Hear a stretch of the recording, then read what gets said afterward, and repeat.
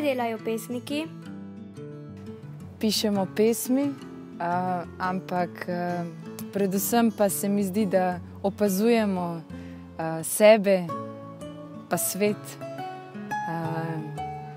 predvsem svoja občutja in odnos do tega sveta. To. Ste že od majhnega želeli pisati pesmi? Ne, jaz sem hotela mogoče vse prej kot to. Hotela sem predvsem biti plesalka. Delno sem bila plesalka, delno nisem. Ampak začelo se je v glavnem z dnevniškimi zapisi.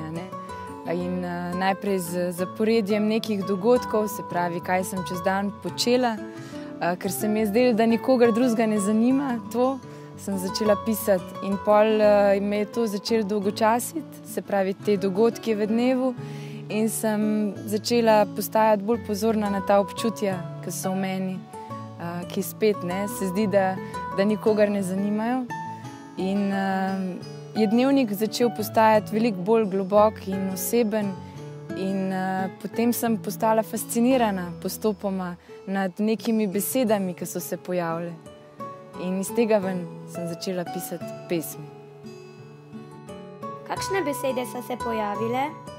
Se pravi, besede, ki jih sicer ne pišeš skupaj, ali pa mogoče spoznanja o tem, kdo sem, ali pa je včasih bila bolečina toliko velika, da jo je enostavno bilo treba zapisati in je s tem postala manjša.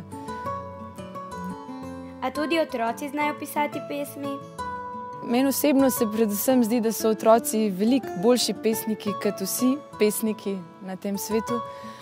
Zato, ker za njih je, mislim, oni so to, oni govorijo te nenavadne povezave. Ne vem, za njih ni čudno, če rečejo, je mrzlo, ampak je toplo. Za njih to ni nekaj, kar ne paše skupaj, za njih je to cela resnica.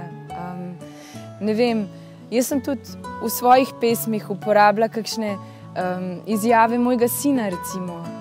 In sicer to, kako je on videl temo, kaj se zgodi z dnevom, se pravi, zakaj je jutro, popoldne, večer. In jaz nisem šla toliko v astronomijo, pa v sonce, pa vesolje, ampak sem mu pustila veliko prostora, kjer je on lahko me dopolnjeval. Kaj sploh je poezija? Jaz mislim, da je poezija predvsem vse prej kot sam pesem. So tudi velike pravljic, ki so veliko bolj poezija, kot so pesmi.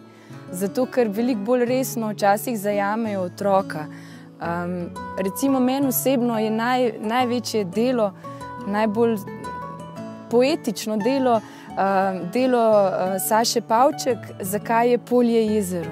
In to je pravljica, ki ima katarzičen moment in se mi zdi, da bi jo mogli brati vsi otroci.